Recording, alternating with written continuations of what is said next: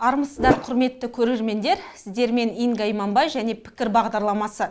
Өткен аптада біз өзін халықтық деп атайтын парламенттегі коммунистер туралы айтқан едік. Бүгін өздерін парламенттік оппозиция етіп көрсеткісі келетін биліктің тағы бір қолшоқпар партиясы Ақжолдан депутат болғандар жайлы айтқымыз келеді. Әрине, сөзді партия лидері, сәйкесінше парламенттегі Ақжол фракция жетекшісі Азат Перуашевтан бастағымыз келеді.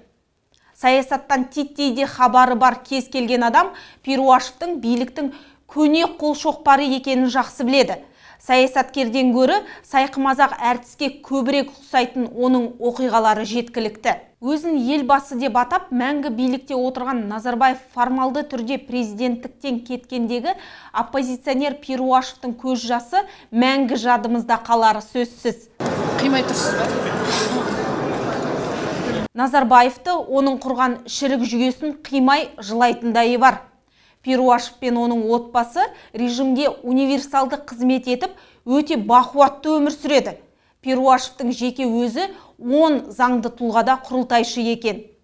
Оның біразы қоғамдық саяси ұйымдар болса, бірнешеуі кәдімгі бизнес. Мәжіліс депутаты Перуашевтың сол компаниялары мемлекеттік тапсырысты алады екен. Мәселен, Перуашевтың жолаушылар тасымалы және басқа да транспорттық қызметтермен айналысатын Арғымақ жауапкершілігі шектеулі серіктестігі бірнеше мәрте мемлекеттік тапсырысқа қатысып, жеңіп шыққан. Бұл компания қызметіне жүгініп, қаржы төлегендер қатарында Қазақстан Республикасы президентінің аппараты да бар. Яғни, режим үшін оппозицияның рөлін ойнап беретін сайқымазақтан бастап, президент әкімшілігіне транспорттық қызмет көрсететін техникалық жұмысқа дейін атқарып беретін таптырмас кадр. Мына үйлесімділікке қарап, құдды Перуашев Назарбаев режим үшін жаралған ба дерсің. Айтпақшы, бұл режимнің қызығын толыққанды көру үшін мұнай, газ, жанар-жағармайдан үлес алу керек емес пе еді.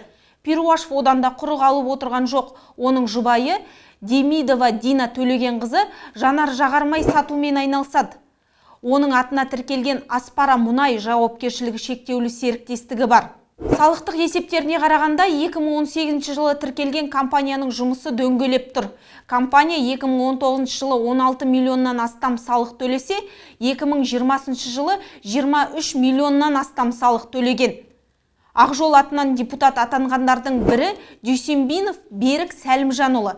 Берік Сәлімжанұлының өзі туралы айтатын ақпарат аз. Өмір баянындағы бастық көзге түсетін дүние оның Азат Перуашевтың байырғы бизнес серіктесі және Перуашев құрылтайшысы болып табылатын компаниялардың әр жылдардағы жетекшісі болуы. Көзі қырағы көрермен осыдан-ақ Дүйсенбиновтың не себепті Ақжол атынан депутаттар тізіміне енгенін сөзсіз түсінген шығар. Яғни, оны ешқандай да халық сайлаған жоқ. Сайлайтындай елге сіңірген еңбегі жоқ. Жұрт оның кім екенін танымайды да. Депутат болу үшін оған Перуашев пен серіктестігі және режимге қалтықсыз қызметі жеткілікті болған. Ақжолдан депутат атанғандардың бірі Еспаева Дәния Мәдиқызы. Дәния ханым көпшіліктің есінде президенттік сайлауға үміткер болып, Қосановпен қатар Тоқаевты президент ретінде бекіту кампаниясына белсенді айналысқан биліктің саяси құралы ретінде қалды. Былтырғы сайлау кезіндегі ерен еңбегі үшін депутат атанған Еспаева өзінің сол рөлін депутат атанар атанбастан бастай жөнелді.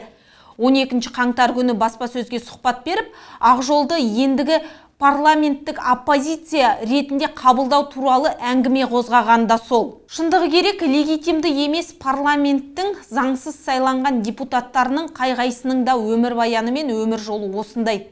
Сондықтан бәрінікін тізіп отыру маған да қызық емес, сіздердің де алтын уақытыңызды алуға тұрмайды. Десек те, Ақжолдан депутат атанған тағы бір азамат Қазбек Иса туралы айта кетсем, өзін тіл жанашыры, күрескер көрсеткісі келетін ол үш бірдей заңды тұлғада құрылтайшы екен. Көп жылдан бері басшысы болып келген Қазақ үні жауапкершілігі шектеулі серіктестігі биліктен тұрақты түрде мемлекеттік тапсырыс алып тұрады. Тапсырыс берушілер қатарында әртүрлі облыс әкімдіктерінің ішкі саясат бөлімшелері бар.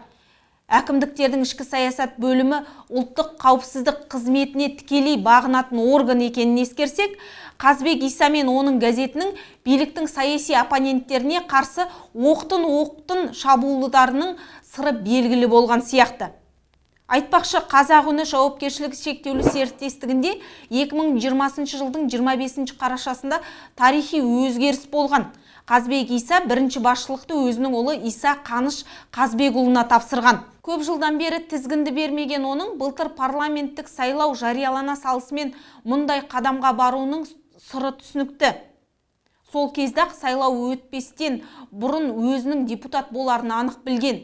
Сол үшін газеттегі жауапкершілікті ұлына тапсырған. Ендігі бізге қалғаны Нұр Отан, ұрылар мен қарылардан құралған режимнің ресми партиясы. Олар туралы айтатын ақпарат та дерек те жеткілікті. Сондықтан бірнеше шығарылым арнайтын шығармыз. Күтіңіздер, көріңіздер, арнаға жазылыңыздар, видеомен бөлісіңіздер.